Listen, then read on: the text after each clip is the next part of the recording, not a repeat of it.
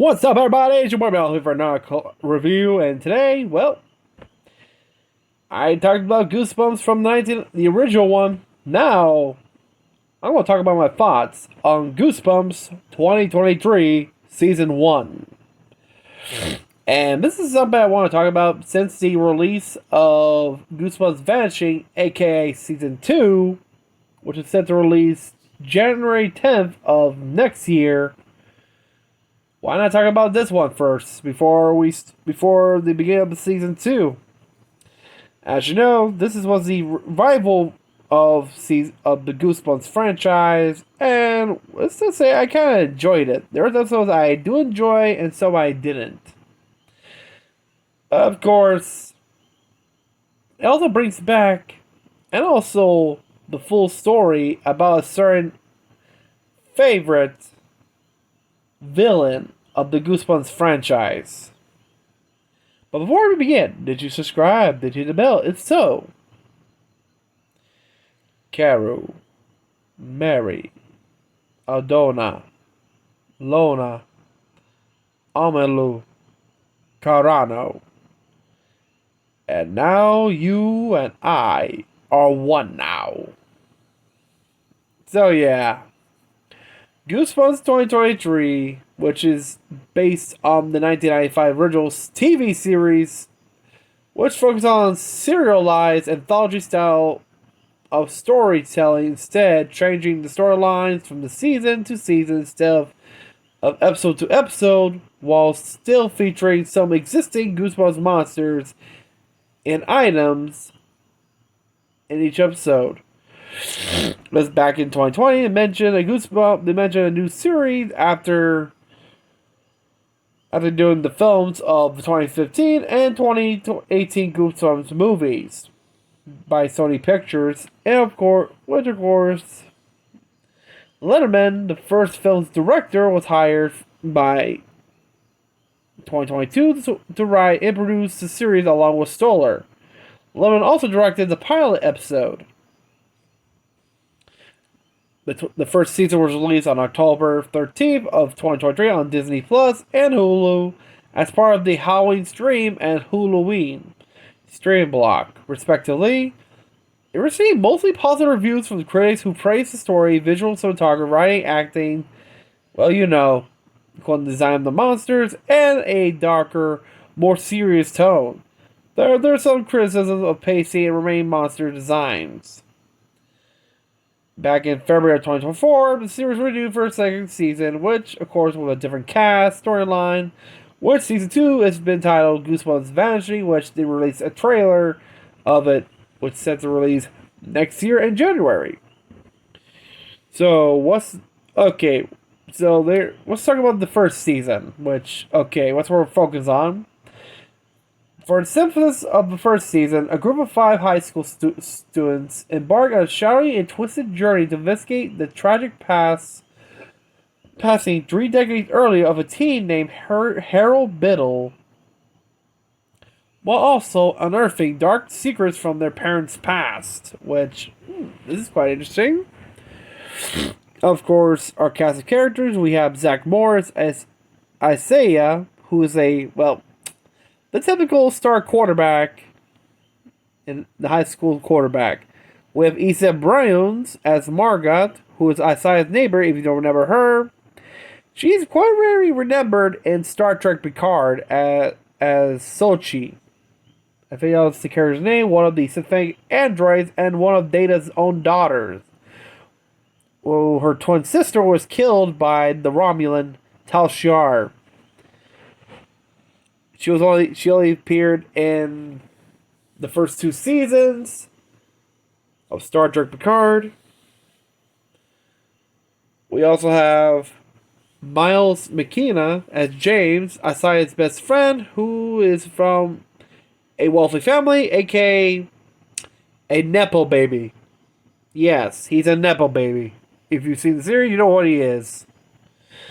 Oh boy. We have Anna Yee Peig as Isabella, the girl ignored at school and neglected by her mother, who lets out her frustration by trolling people online. We have Will Price as Lucas, a teenager who likes extreme sports and has become very reckless since the passing of his father. Rachel Harris as Nora, Lucas's mother, who was involved in Harold Biddle's death. Justin Long as Mr. Nathan Bratt, the new English teacher at Port Lawrence High School, who inherited the Biddle house and becomes possessed by the spirit of Biddle himself. Recurring characters also as Rob Hubel as Colin, Margaret's father, and the guidance counselor at the high school, Leonard Roberts as Ben, Isaiah's dad, who was involved in Harold's death. Ben Cockhill as Harold Biddle, the teenager who died mysteriously in a house fire in 1993, where his angry spirit haunts the town. Rena Payne as Allison, Isaiah's girlfriend, who breaks up with him, I think, in 4 episodes later. Francois Yip as Victoria, Isabel's overly strict mother, and a doctor who was involved in Harold's death. Laura Menel as Eliza, Jane's multi-millionaire mother, who was involved in Biddle's death as well. Lexa Doing as Sarah, Margaret's estranged mother, who was involved in Harold's death as well. And Chris Gear as Candu, aka Slappy, Harold's evil ventriloquist dummy, who belonged to his great-grandfather, Ephraim, and manipulated him. Gear also portrayed Candu, an evil sorcerer, whose spirit was trapped inside Slappy's body. We also have guests including Eddie Jemison as Ephraim Bratt, Harold's great-grandfather, who was given Slappy in 1925, and Jonathan Silverman as Gillian Vigman as Perry and George Biddle, Harold's parents, who along with their son moved into the house in 1993. Not only we're getting more of this, we're also getting Slappy's backstory. And this is something people wanted to see. As you know, I think it was around Goosebumps Slappy's world, they mentioned Slappy's background as the sorcerer Candu that is made from a coffin. And I kind of like, they are also introducing Slappy's backstory, because we, as readers, when we first read Night of the Living Dummy, we don't know what was his backstory. What was the spirit possessing the dummy? Because we don't know. In the reprint from 2008, they mentioned Slappy's backstory, not just him, including his brother, who was the main villain in the first book, Night of the Living Dummy. Although Slappy's foes in the picture, he wasn't the main villain. He was the main villain in the second, the third, and the rest goes on. That was made from a cursed coffin of a sorcerer. Mr. Wood, I believe, that was his brother. It gets interesting, actually.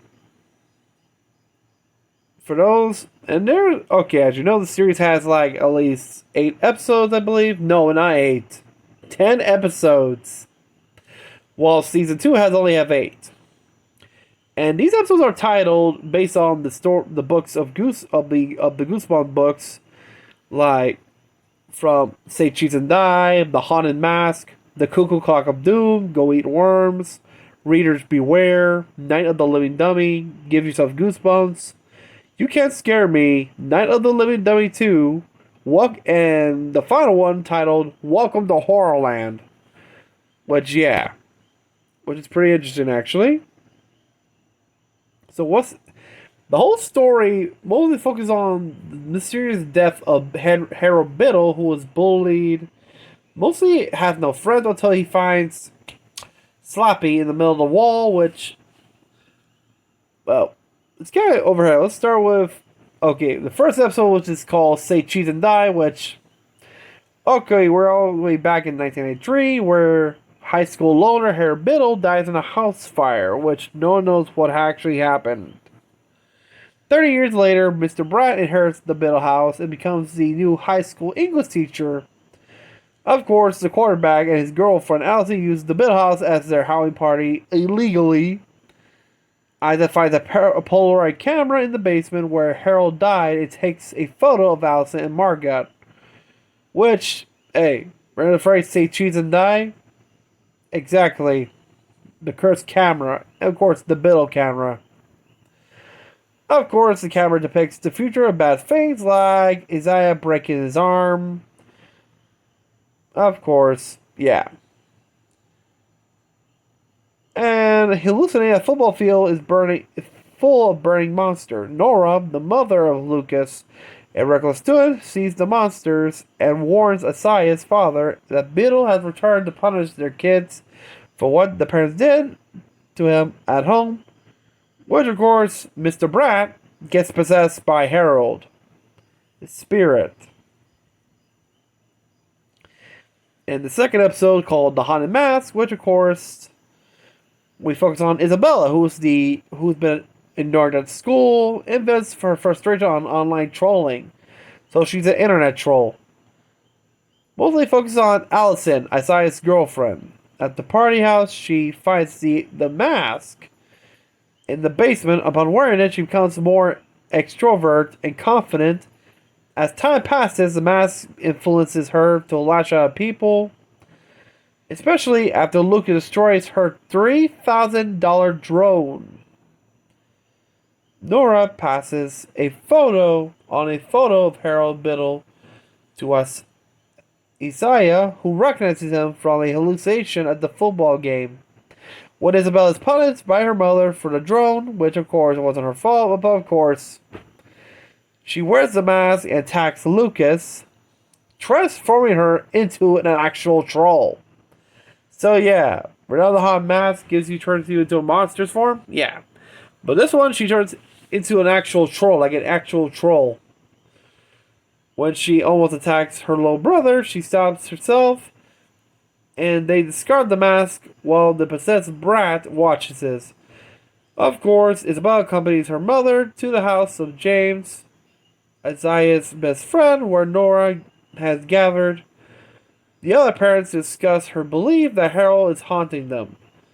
Uncle, as they angrily rebuff her, Isabella knocks a ball at James while playing pool and explodes into yellow goo, horrifying her.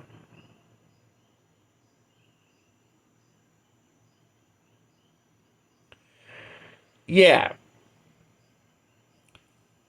That leads to the third one, Cuckoo Clock of Doom. Which, of course, the truth about James is revealed. At the Halloween party, he accidentally hits a head on a cuckoo clock. You recall the episode of Cuckoo Clock of Doom, the original one back in the 90s, where you had this brother who's tired of his little sister ruining his shit, so when the cuckoo clock pops out, he actually twists the head, with the words, backwards in time until he's a baby. But managed to fix it, but fortunately breaks a certain year where his sister was born and never existed. Here, he actually hits the head of the cuckoo clock and becomes stuck in a time loop instead of going back in time. Unable to leave the house. When he's finally able to turn off the clock and stop the time loop, he learns that every one of his previous attempts to leave the house created a duplicate. The doppelgangers trap him in the family's mind, impersonating him, and begin to ruining his life until Isabella realizes what happened after a dupe explodes in front of her. She, Isaiah, and Margaret work together to find the real James and destroy the doppelgangers. The group realized that everything that happened to them began at the Biddle house. Nor implies that Margaret's mother, Sarah, has the answers. On a call, Sarah, who is in Seattle, tells Margaret not to trust the other parents. A surviving doppelganger retrieves a suitcase for Brad, but upon finding it empty, Brad destroys the doppelganger, angrily asking where is his friend. The fourth one, called Go Eat Worms. Well, we all remember that one. Of course, Lucas' father died in attempting a dangerous mountain stunt, which Lucas tries to honor his father's legacy by doing the stunt, but is afraid he witnessed his mother, Nora, and Margaret's dad, Colin, kissing and gently informs Margaret of their parents' affair. To cheer her up, he shows her the tank of worms he took from the Biddle house during the house party that night. The worms slithering their way into Lucas' body and realizing he can no longer feel pain, and decides to tempt his father's stun again. Margaret realizes Biddle is involved, and she and Nora stop Lucas. Nora revealed that his father was suicidal and did the stunt on purpose to die. Lucas throws up the worms, which controls into a monster. Of course, the trio lures it into a wood chipper and kills it. Nora lands in a psych ward after telling the police about the monster. And guess who's in charge of that ward? The Nepo baby's mother. Who's a millionaire? That one. Brad takes the eyeball trinket Lucas had dropped at the sawmill and promises that Sloppy will be put back together. Of course, the next one is called Readers Beware. Margaret's mother, Sarah, comes home after months on a trial separation with Colin. She learns that Nora is sedated under the supervision of Victoria, of course, Isabel's mother. As Victoria is afraid Nora might reveal their involvement in the Biddle incident. However, Sarah believes Nora, Isaiah, and Eliza broke up, which of course, I'll say kind of did a little bitch move like. You see, Margaret helped Isaiah cheat on an exam, which of course she heard about and told it to the guidance counselor, Margaret's father, which of course when Margaret goes to him, he says about the cheating, but until Margaret says about the affair of he and Lucas's mom, which got confused until it revealed that. Ain't that confusing, ain't it, huh? Yeah. Isaiah might have feelings for Margaret, however, Margaret and Lucas have bonded and kiss. Mr. Brad gives his old scrapbook to Margaret. Upon reading it, she sees visions of Harold's high school life and learns that he and his mother were friends. Well, he had a crush on her mother. Harold's ghost takes Margaret to the night of the fire, where the friends learn that all of their parents were eventually caused Harold's death after trying to steal a suitcase from his house. Brad and Harold invite them into his home, saying he will reveal what is inside the suitcase. Sorry. And these episodes were okay. From episode 1 all the way to episode 5, they're all released in the same day on October 13th of 2023. And that's when the 6th episode, which people have been waiting for, Night of the Living Dummy. That's when Brad reveals the history. In 1925, Harold's great-grandfather, Ephraim bought Slappy, an evil ventriloquist dummy, to revitalize his career as a magician. Of course, Slappy had Ephraim retrieve the coffin of a man named Candu to read a spell. After a violent vision of people dying, Ephraim rejected Slappy and hid him in the basement. In 1993, Ephraim's descendants, the Biddles, and their son Harold inherited his house. Harold has a hard time fitting in, and of course discards Slappy, who isolates him from his crush Sarah, and has him turn his parents into puppets. After Slappy and Harold humiliate Sarah and her friends, they realize Harold changed after he found Slappy. The group break into the house and take Slappy away and begs Harold to come out after he locks himself in the basement, revealing that they tried to help him. Harold believing the group was bullying him, leading to his death in an accidental fire. The friends hide Slappy's remains. Let's just say Isaiah's dad, who was also a football player as well, ripped Slappy to pieces, literally in pieces. When Slappy comes to life. He actually ripped his head off, his arms, and his legs in pieces. Which goes the friends hide Slappy's remains. In the present, the children rationalize that their parents were not at fault and Harold needed help, upsetting Brat, who believes the parents murdered him. Brat sheds his appearance and reveals to be himself as Harold, but in his burned form, In the seventh one, called Give Yourself Goosebumps, the group realized they had been trapped in the scrapbook when the real Mr. Brat himself, which of course turns out Mr. Brat, the real one, has been trapped in the scrapbook the whole time because Harold drew them in. Nora is released from the hospital and confronted by Harold. She flees and recovers Slappy's body parts, intending to take them to her mountain cabin. She is tailed by Harold. Ben and Eliza investigate her family's mind to find that Slappy's remains really are missing. They are attacked by one of James's doppelgangers and realize that Nora was right about Harold.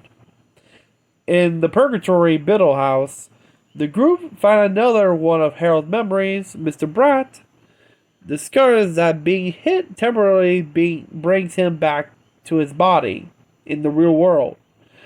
Of course, the friends try to have him return long enough to get Biddle away from the scrapbook.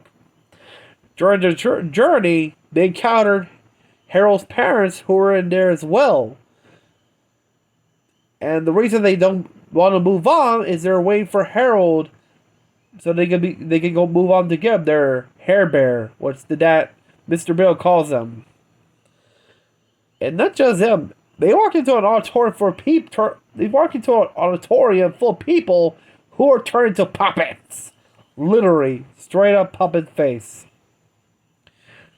Of course, Brat struggles with Harold for control. Harold throws the scrapbook into a puddle as the drawings are watered down. So is the world inside the scrapbook, and the group promptly falls through the melted floor. The next one, You Can't Scare Me. The friends fall through the pages of the scrapbook, disintegrate. They meet Harold's parents, like I mentioned, waiting for Harold so they can move on together as a family. Brad manages to draw the group a way out. They escape and rush to find Nora. Harold takes back control of Brat, knocks out Nora on the mountain, and retrieves Slappy. Puts them together. The children are joined by all the parents who are themselves looking for Nora. Lucas and Margaret find Nora uninjured, but Isaiah slips off a cliff, manages to hang on until when he pulls himself up. Guess who he's greeted by? Slappy, staring right at him.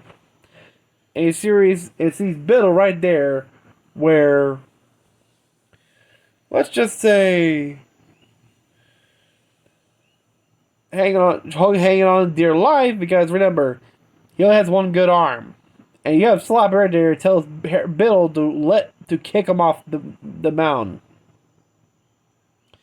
Which, of course, just as Harold's about to kill him, everyone arrives and pleads him with him apologizing. Slappy tries to hold his influence, but Margaret breaks through to Harold by telling him his parents are waiting and they forgive him.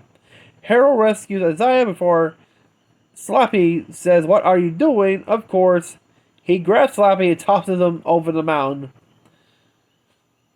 Which, of course, his spirit leaves Brat's body and joins his parents in the afterlife at peace.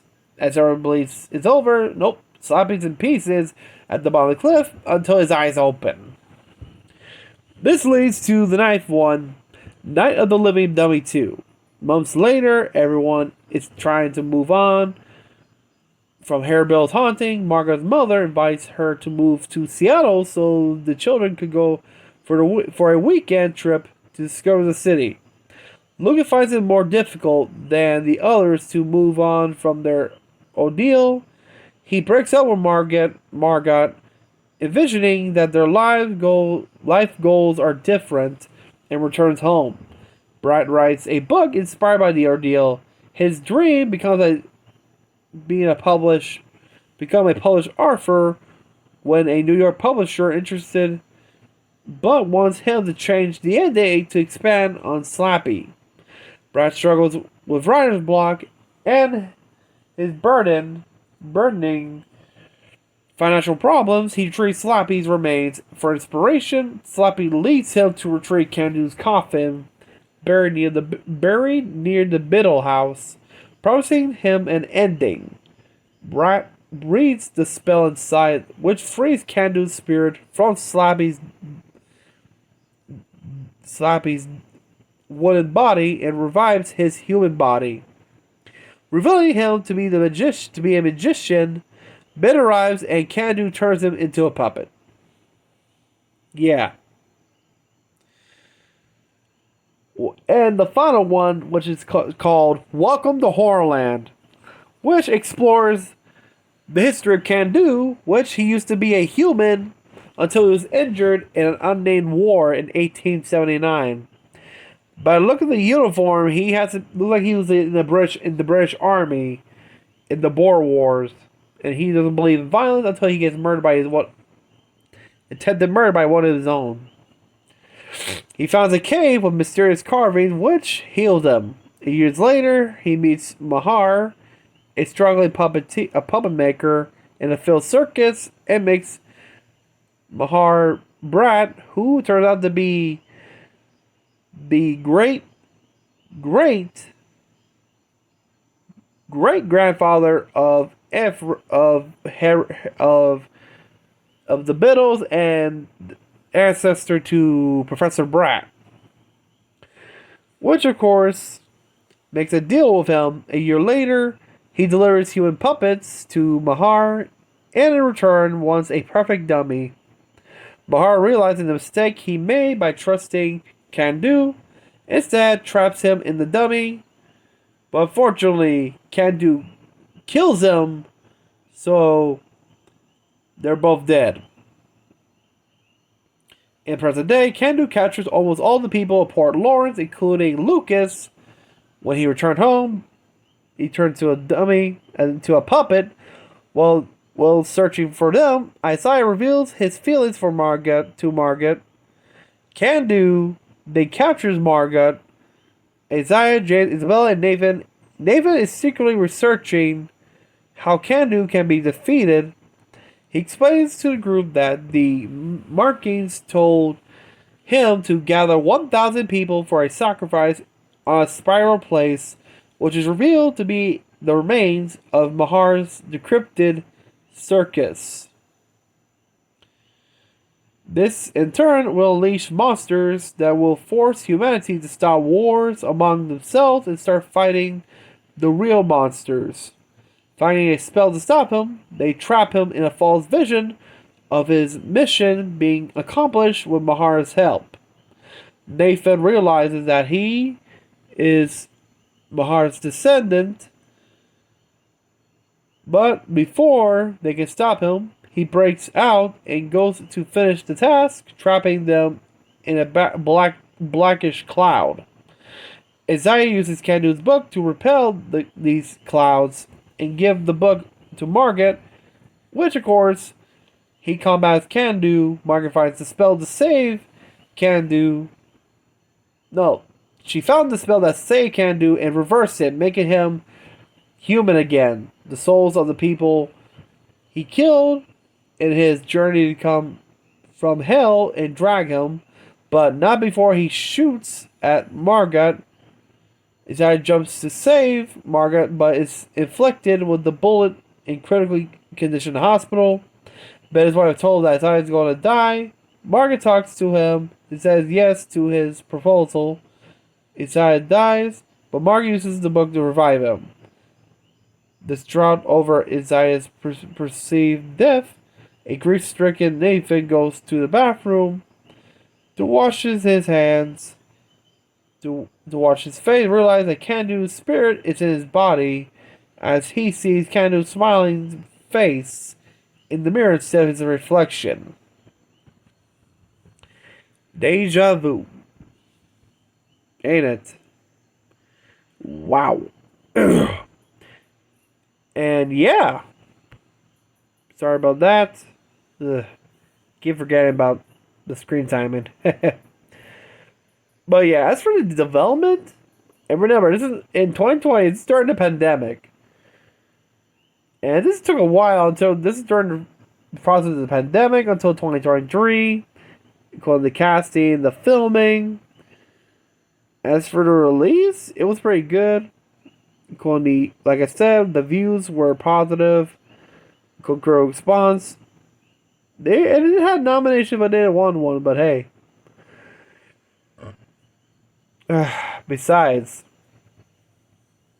as for the series completely, I found it quite well because it's not like an ordinary story. It's like focusing on one story about the secrets of the sins of your parents, of what they did in their youth. And for season two, they'll be doing the same as well, focusing but more on a disappearance instead of a sin. Quite interesting, isn't it? But instead of 1993, it'd be in 1994. But yeah, I do like the Easter eggs, like each of the items, like the camera, which is a reference to the one from say Cheese and Die, the mask, more like a porcelain mask, but it looks like a porcelain mask until you realize it turns into like what you are actually in the inside. And of course, the only one that has a one hell of an upgrade is Slappy. If you recall, Slappy had many different changes over the years. Like you got one from the original book, right? The Jacobus art design of Slappy when he first appeared in the covers of the novel, to the television version, to the movie version. You know which one, the Jack Black version. He looks like a mini Jack Black. And we got this one. Looks more menacing. It looks more like more like if Charlie McCarthy had an evil brother that he never knew. If you know who Charlie McCarthy is a famous ventriloquist dummy owned by the late legendary ventriloquist Edgar Bergen. You ever seen Disney's Fun and Fancy Free? Edgar Bergen was the one who told the story of Jack and the Beanstalk, and you see Charlie McCarthy, along with Mortimer Smurr, another ventriloquist dummy, including Eliza Patton, listening to the story of Jack and the Beanstalk, starring Mickey, Donald, and Goofy. They also did comedy shorts in the 1930s, mostly with Charlie McCarthy. And he's at him and Mortimer are at the Smithsonian Institute who were donated by Edgar Bergen's daughter after his passing. And his last appearance in movie was in the Muppet movie as a judge. That was his final appearance before he passed away. So yeah, if you get a look at Charlie, let's just say you remove the makeup, it's sloppy right there. But yeah, this one of season 1 of Goosebumps, I kind of like it, enjoyed it. It is pretty good memories. Like the episodes were pretty good, and not just it, because during this time I was not only watching this, I was also watching Ahsoka as well. Like both of them at the same time. It's pretty cool. But yeah, I did enjoy the series. There were episodes I do enjoy. That's why I didn't. Most I didn't like is the romantic part together with Margot, Isa, Lucas, and Isaiah's ex-girlfriend. Oh boy, I think Margot and Lucas are a good couple. The problem is like Lucas dealing with things like whatever. Find out his dad didn't die from a stunt. He actually commits suicide to make it look like a stunt. And not just worse, he becomes a puppet. I know. People say, well, Isaiah took a bullet to her. So what's Ken do? He became immortal. And she managed, I don't know, I think she made him immortal, brought him back to life with the book as well. All those words, get shot or become a puppet for life. That's what happened to Harold's parents, and I think that's an instant death right there. Puppetified. But I don't want to talk about that. Ugh. But let me know what you think of Goosebumps 2023 Season 1. Did you enjoy it? Did you like it? What was your thoughts about it? Did you enjoy the reveal about Slappy's backstory, his origin story? Me? I enjoyed it. I actually enjoyed finally get to see about Slappy's origin story, his backstory, who was Can Do, how he got the body, Slappy's body made. It's actually connected to the family of Nathan Brad's family. Connects to Can Do. But yeah. Let me know what you think in the comments. What you think? What was your favorite episode? Did you enjoy this version of Slappy? Me, I actually enjoyed it as well. I did like the poster design. I remember when the posters were leaked. We first saw the first look of Slappy. Jesus, in the shattered mirror. That was a bit freaky, actually, but pretty cool. Him wearing a top hat. You know, like, oh yeah, I'm the main villain here, bitch. But yeah. So yeah. I have to stop saying that, damn. But okay. Let me know what you think of Season 1. Did you enjoy it? And are you ready for Season 2 coming out in January of next year? And let me know in the comments down below what you think of Goosebumps 2023. And if you're new to the channel, remember to subscribe, hit the bell, like this video. And until then, have a great day, everybody. Stay safe, peace out. Ciao.